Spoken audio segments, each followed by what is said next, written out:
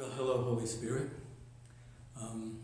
You know what I'd like to do in this newsletter is I'd like to get in on the Covington Catholic bandwagon.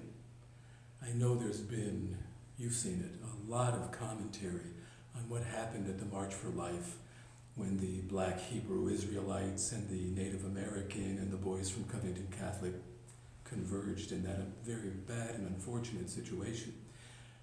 I bring it up not to parse through who did what. That's not my point.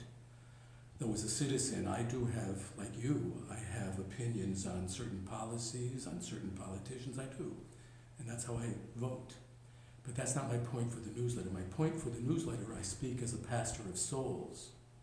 And I'd like to speak with you about what's happening too often, and not just in the country, but I believe sometimes when I speak with parishioners, I hear it also, to fight this. It's this idea of the person who thinks or believes other than me being wicked and evil and needs to be, at the very least, verbally destroyed, or maybe even worse. And thinking of that, first of all, as pastor of souls, that has to change.